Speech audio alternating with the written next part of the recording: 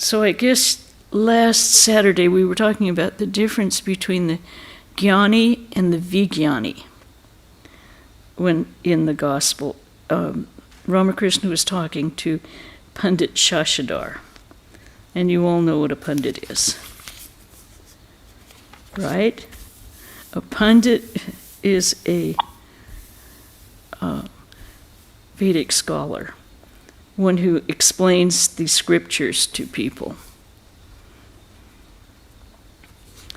So, and I think by now most everyone knows Ramakrishna's stand on yes, know the scriptures, but it won't take you to God. So this section, we're on page 478, 479. I'm just going to read the first paragraph that Ramakrishna said. Brahman alone has become everything. Therefore, to the Vijnani, this world is a mansion of mirth. But to the Jnani, it is a framework of illusion. Ram Prasad described the world as a framework of illusion. Another man said to him, by way of retort, this very world is a mansion of mirth. Here I can eat, here drink, and make merry. O physician, you are a fool. You see only the surface of things. Janaka's might was unsurpassed. What did he lack of the world or the spirit? Holding to one as well as the other, he drank his milk from a brimming cup. He said, O physician, you are a fool, because Ram Prasad belonged to the physician caste who wrote the song, and he wrote many songs, but when he described the world as a framework of illusion. Okay, so the Vijnani enjoys the bliss of God in a richer way. Some have heard of milk, some have seen it, and some have drunk it. The Vijnani has drunk milk, enjoyed it, and been nourished by it. The master remained silent for a few moments and then asked Pandit Shashidhar to have a smoke. The Pandit went to the southeast veranda to smoke. Soon he came back to the room and sat on the floor with the devotees. Seated on a small couch, the master continued the conversation. Master to the Pandit, let me tell you something. There are three kinds of ananda, joy. The joy of worldly enjoyment, the joy of worship, and the joy of Brahman. The joy of worldly enjoyment is the joy of lust and greed, which people always enjoy. The joy of worship one enjoys while chanting the name and glories of God. The joy of Brahman is the joy of God vision. After experiencing the joy of God vision, the rishis of olden times went beyond all rules and conventions. Chaitanya Deva used to experience three spiritual states: the inmost, the semi-conscious, and the conscious. In the inmost state, he would see God and go into samadhi. He would be in the state of jata samadhi. In the semi-conscious state, he would be partially conscious of the outer world. In the conscious state, he could sing the name and glories of God. Hazrat to the Pandit, your doubts are now solved. Master to the Pandit, what is samadhi? It is the complete merging of the mind in God consciousness. The Jnani experiences jata samadhi, in which no trace of I is left. The samadhi attained through the path of bhakti is called Chaitanya samadhi. In this samadhi, there remains the consciousness of I. the eye of the servant and master relationship, of the lover and beloved relationship, of the enjoyer and food relationship. God is the master, the devotee is the servant. God is the beloved, the devotee is the lover. God is the food, the devotee is the enjoyer. I don't want to be sugar, I want to eat it. Pundit, what will happen if God dissolves all of the I, if he changes the enjoyer himself into sugar? Master, smiling, come, tell me what is on your mind, what is in your mind. But don't the scriptures mention Narada, Sanaka, Sanatana, Sananda, and Sanat Kumara? Pundit, yes, sir, they do. Master, though they were jnanis, yet they kept the eye of the bhakta. Haven't you read the Bhagavata? Pundit, I have only read part of it, not the whole. Master, pray to God. He is full of compassion. Will he not listen to the words of his devotee? He is the Kalpatara. You will get whatever you desire from him. And the Kalpatara, everyone knows, is the wish-fulfilling tree. We celebrate that on January 1st by reading the section of the Great Master that when Ramakrishna became the wish-fulfilling tree to all of his devotees who were present. Pundit, I haven't thought deeply about these things before, but now I understand. Master, God keeps a little of I in his devotee even after giving him the knowledge of Brahman. That I is the eye of the devotee, the eye of the jnani, through that eye the devotee enjoys the infinite play of God. The pestle was almost worn out from rubbing, and this is from a story in the Mahabharata about how relatives of Krishna quarreled over a fragment of a pestle and exterminated themselves by fighting with one another. Sounds sort of familiar, doesn't it? They fell into the underbrush and brought about the destruction of the lunar race, the race of the Yadus. The Vijnani retains the eye of the devotee, the eye of the Jnani, in order to taste the bliss of God and teach people. The rishis of old had timid natures. They were easily frightened. Do you know their attitude? It was this: let me somehow get my own salvation, who cares for others? A hollow piece of driftwood somehow manages to float, but it sinks if even a bird sits on it. But Narada and the sages of his kind are like a huge log that not only can float across to the other shore, but can carry many animals and other creatures as well. A steamship itself crosses the ocean and also carries people across. Teachers like Narada belong to the class of the Vijnani. They were much more courageous than the other rishis. They are like an expert satrancha player. You must have noticed how he shouts as he throws the dice. What do I want? 6. No, 5. Here's 5. And every time he throws the dice, he gets the number he wants. He's such a clever player. And while playing, he even twirls his mustaches. A mere jnani trembles with fear. He is like an amateur satrancha player. He is anxious to move his pieces somehow to the safety zone, where they won't be overtaken by his opponent. But a Vijnani isn't afraid of anything. He has realized both aspects of God, personal and impersonal. He has talked with God. He has enjoyed the bliss of God. It is a joy to merge the mind in the indivisible Brahman through contemplation.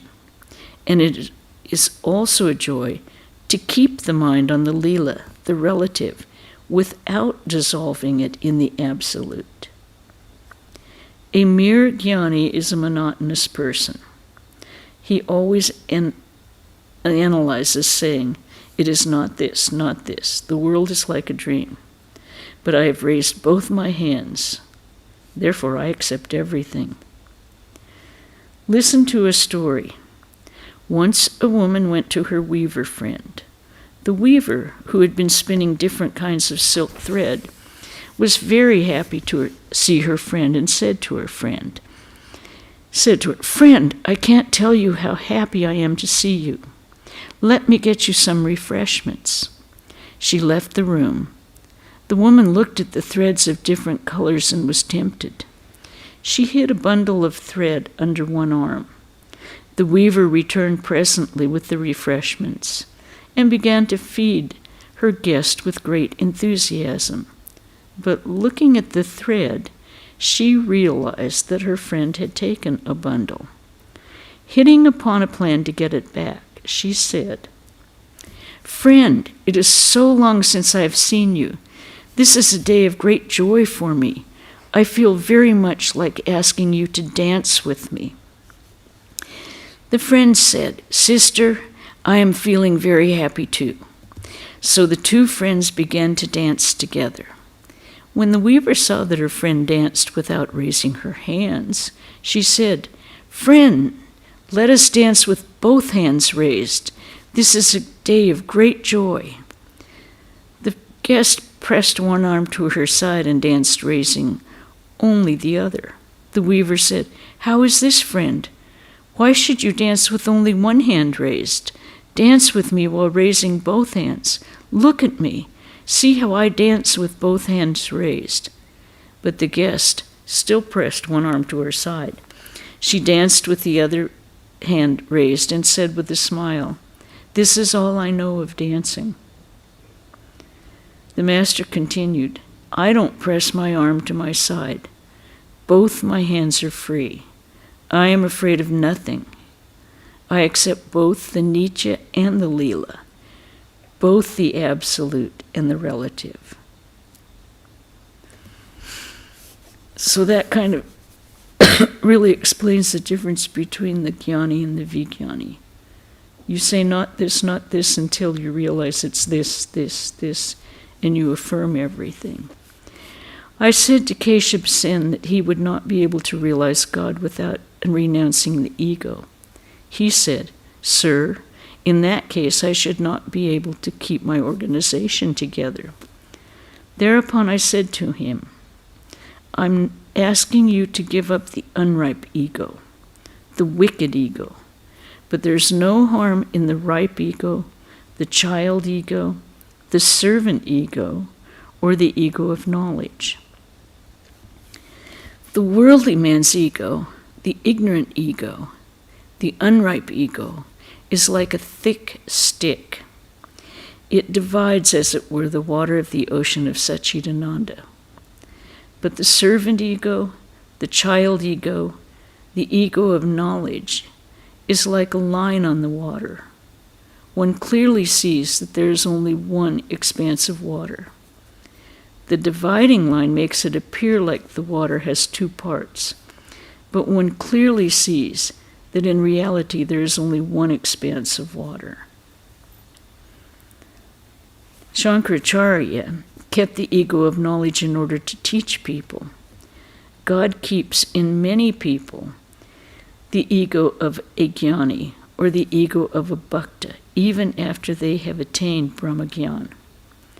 Hanuman, after realizing God in both his personal and his impersonal aspect, cherished toward God the attitude of a servant, a devotee. He said to Rama, "O Rama, sometimes I think that you are the whole, and I am a part of you. Sometimes I think that you are the master, and I am your servant. And sometimes, Rama, when I contemplate the Absolute, I see that I am you, and you are I." Jashoda became grief-stricken at being separated from Krishna and called on Radha. Radha saw Jashoda's suffering and revealed herself to her as the divine Shakti, which was her real nature. She said to Jashoda, Krishna is Chidatma, absolute consciousness, and I am Chit Shakti, the primal power. Ask a boon of me. Jashoda said, I don't want Brahmagyan. Please grant me only this, that I may see the form of Gopala in my meditation, that I may always have the company of Krishna's devotees, that I may always serve the devotees of God, that I may always chant God's name and glories.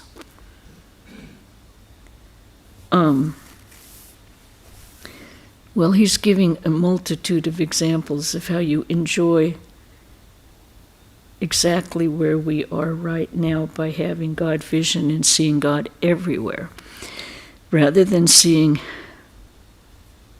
the unreality. Once the gopis felt a great desire to see the forms of the Lord. So Krishna asked them to dive into the water of the Jamuna. No sooner did they dive into the water than they all arrived at Vaikuntha, which is the heavenly abode of Krishna. There they saw the form of the Lord endowed with his 6 celestial splendors, but they did not like it. They said to Krishna, we want to see Gopala and serve him. Please grant us that boon alone. We don't want anything else. Before his departure to Mathura, Krishna wanted to give the knowledge of Brahman to the gopis.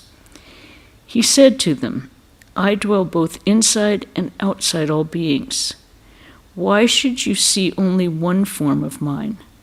The gopis cried in chorus, O Krishna, do you want to go away from us? Is that why you're instructing us in Brahmajnana? Do you know the attitude of the gopis? It is this.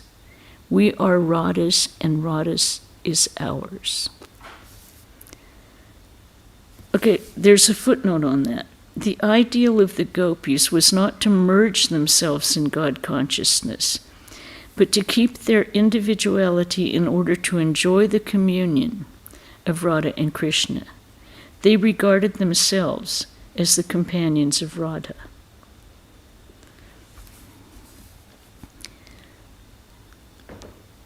A devotee. Does this I of the devotee never disappear altogether? Master, yes. It disappears at times.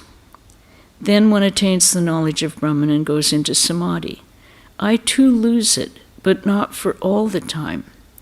In the musical scale, there are 7 notes, sa, re, ga, ma, pa, da, and ni. But one cannot keep one's voice on ni a long time. One must bring it down again to the lower notes. I pray to the Divine Mother, O Mother, do not give me Brahmajnana. Formerly, believers in God with form used to visit me a great deal. Then the modern Brahmajnanis, and footnote on that, they're the members of the Brahmo Samaj who believe in the formless Brahman, began to arrive. During that period, I used to remain unconscious in samadhi most of the time. Whenever I regained consciousness, I would say to the Divine Mother, "O Mother, please don't give me Brahmajnana." Pundit, does God listen to our prayers? Master, God is the Kalpataru, the wish-fulfilling tree. You will certainly get whatever you ask of him, but you must pray standing near the Kalpataru. Only then will your prayer be fulfilled. But you must remember another thing. God knows our inner feeling. A man gets the fulfillment of the desire he cherishes while practicing sadhana. As one thinks, so one receives. A magician was showing his tricks before a king. Now and then he exclaimed, "Come confusion, come delusion, O king, give me money, give me clothes." Suddenly his tongue turned upward and clove to the roof of his mouth. He experienced kumbhaka. He could utter neither word nor sound and became motionless. People thought he was dead. They built a vault of bricks and buried him there in that posture. After 1,000 years, someone dug into the vault. Inside it, people found a man seated in samadhi. They took him for a holy man and worshipped him. When they shook him, his tongue was loosened and regained its normal position. The magician became conscious of the outer world and cried, as he had 1,000 years before, "Come confusion, come delusion. O king, give me money, give me clothes." I used to weep, praying to the Divine Mother, "O Mother, destroy with thy thunderbolt my inclination to reason." Pundit: "Then you too had an inclination to reason." Master: "Yes, once." Pundit: "Then please assure us that we will get rid of that inclination too. How did you get rid of yours?" Master: "Oh, somehow or other." Sri Ramakrishna was silent a while. Then he went on with his conversation. Master, God is the Kalpataru. One should pray standing near it, then one will get whatever one desires. How many things God has created? Infinite is his universe, but what need have I to know about his infinite splendors? If I must know these, let me first realize him. Then God himself will tell me all about them.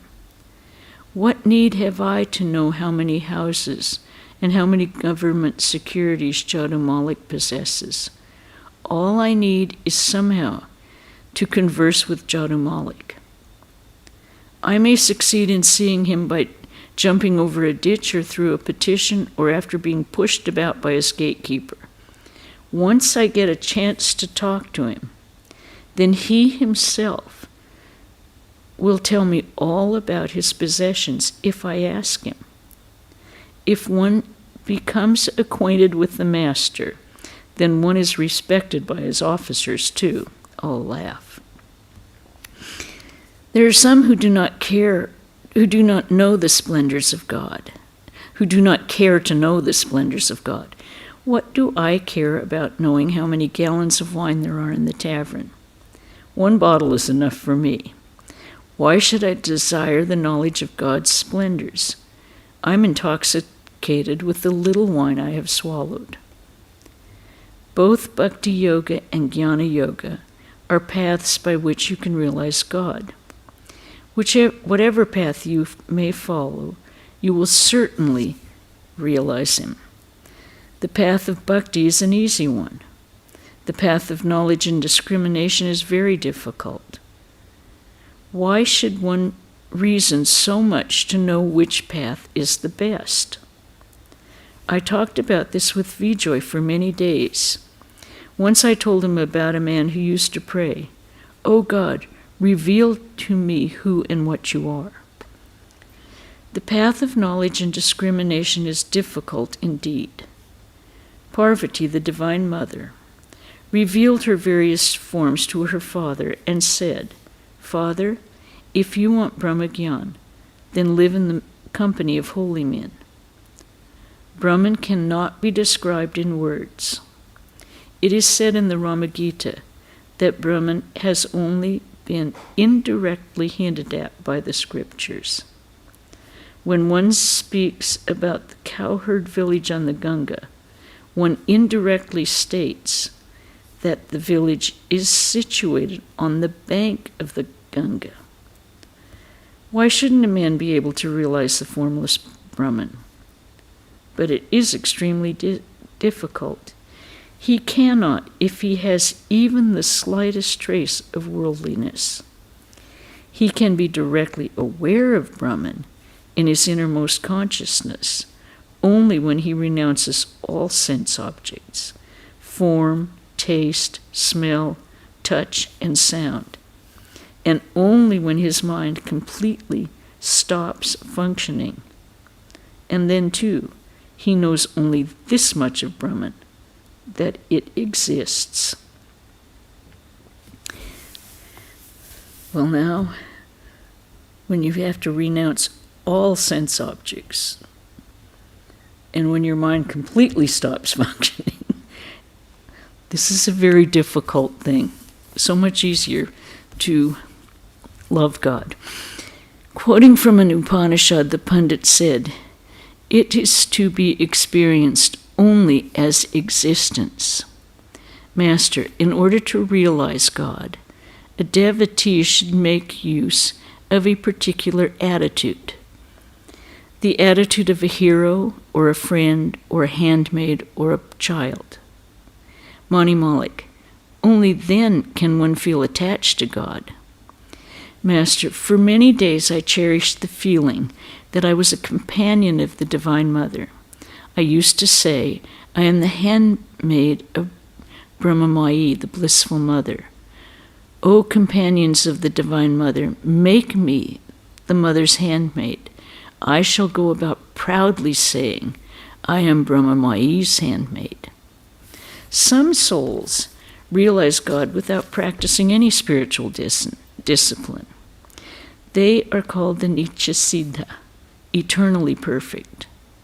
Those who have realized God through austerity, japa, and the like are called Sadhana Siddha, perfect through spiritual discipline. Again, there are those called Kripa Siddha, perfect through divine grace. These last may be compared to a dark room, a room kept dark 1,000 years, which becomes light the moment a lamp is brought in. There is also a class of devotees, the Hatha Siddha, that is to say, those who have suddenly attained God vision. Their case is like that of a poor boy who has suddenly found favor with a rich man. The rich man marries his daughter to the boy, and along with her gives him land, house, carriage, servants, and so forth. There is still another class of devotees, the Swapna Siddha, those who have had the vision of God in a dream. Surendra, smiling, let us all go to sleep then. We shall wake and find ourselves babus, aristocrats. Master, tenderly, you are already a babu. When the letter A's is joined to the letter Ka, it becomes Ka. It is futile to add another A. If you add it, you will still have the same Ka. All laughed. The Nitya Siddha is in a class apart. He is like a Rani wood. And there's a footnote there. A piece of wood used for kindling the sacred fire by friction. A little rubbing produces fire. You can get fire from it even without rubbing. The Nitya Siddha realizes God by practicing slight spiritual discipline, and sometimes without practicing any at all. But he does practice spiritual discipline after realizing God. He is like a gourd or pumpkin vine, first fruit, then flower. The Pandit smiled at this illustration. I think we might stop there because we're going to go into, well, we can read a little bit more. The Master was pleased. The Master, this is the instance of Prahlada. He was a Nitya Siddha. While writing the letter Ka, he shed a stream of tears. Footnote on that one. Because the letter Ka reminded Prahlada of Krishna, his ideal deity. The Master was pleased with the Pandit smiled at this allusion. Master,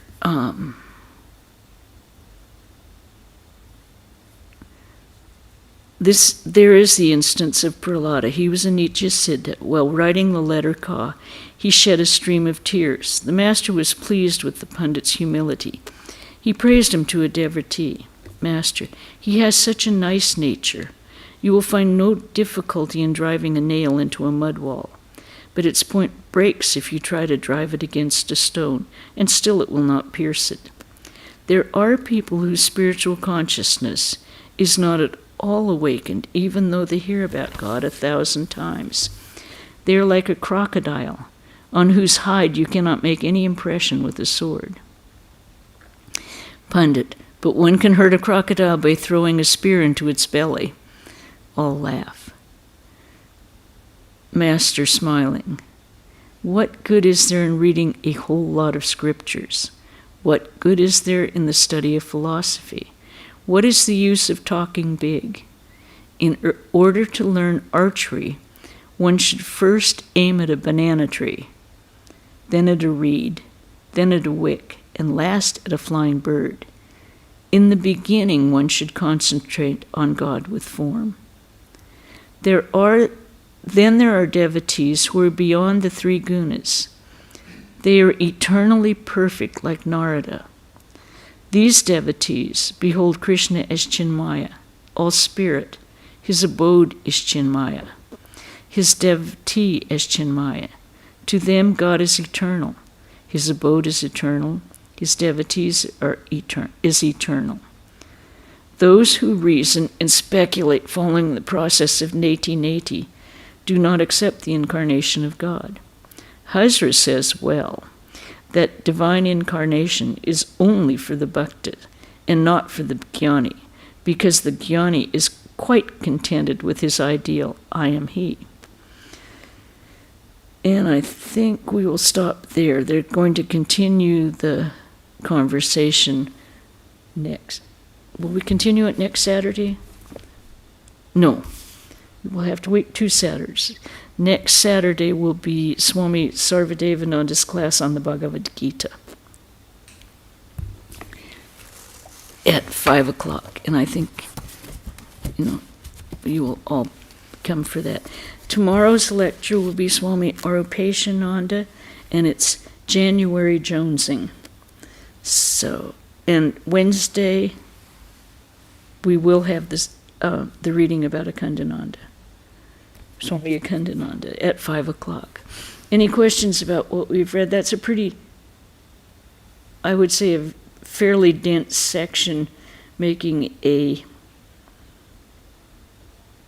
trying to explaining the difference between jnana and vijnana.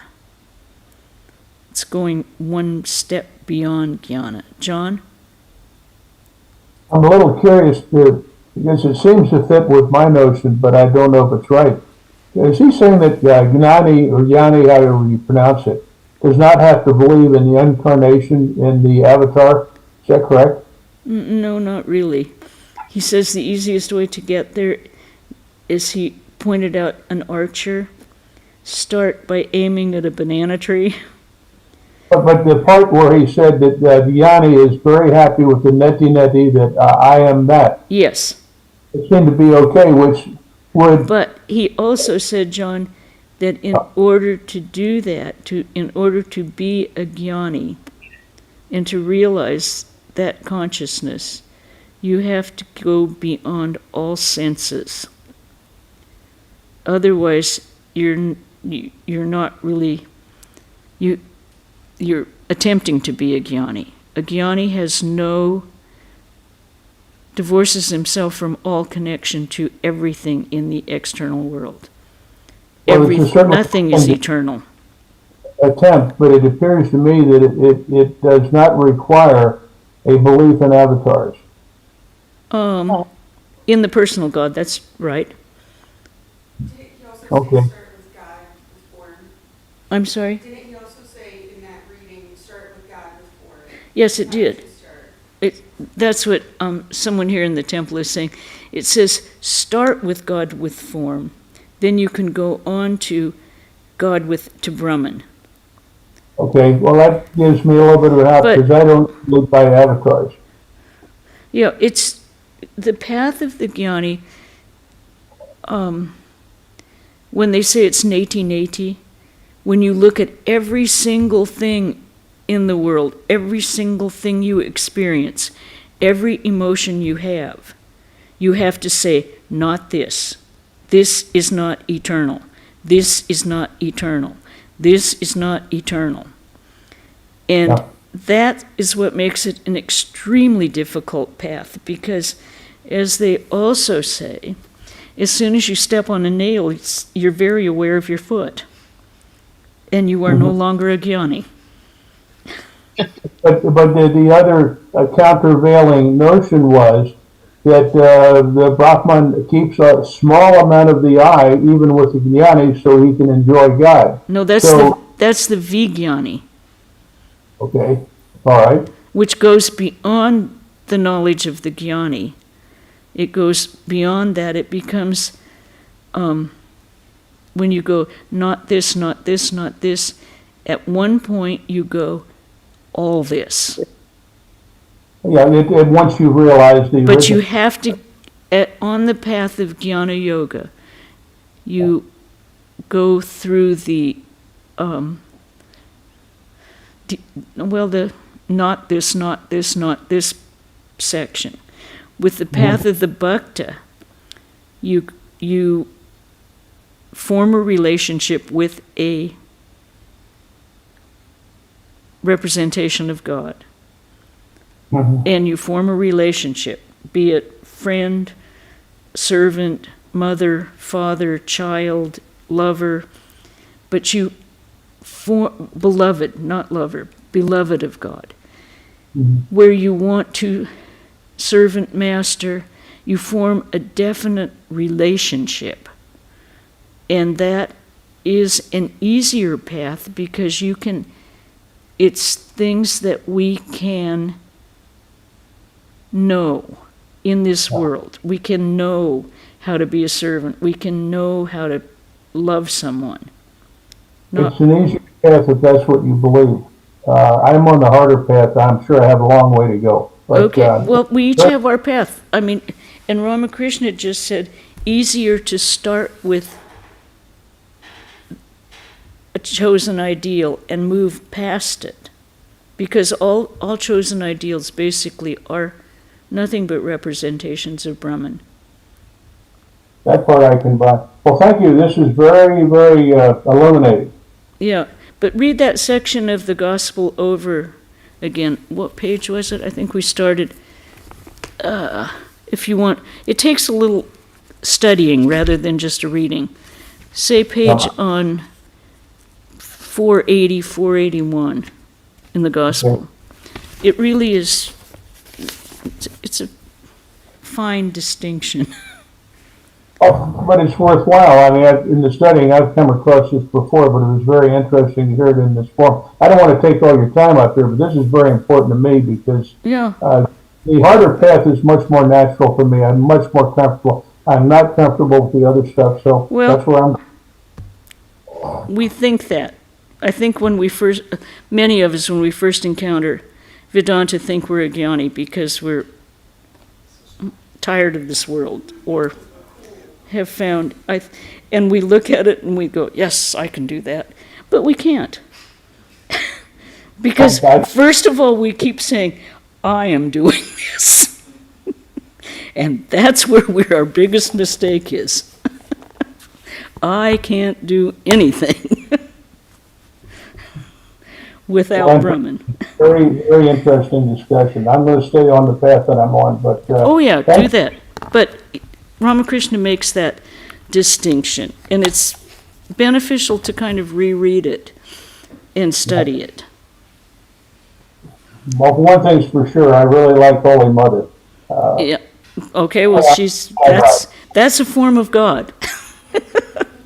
The form of God, and I think Yeah. it's That is a form of God. Okay, so we will, I guess we'll stop this evening because we're overtime. Okay. Om Shanti, Shanti, Shanti. Hari Om Tat Sat Sri Ramakrishna Arpanamastu. And stay warm and dry. Don't get sick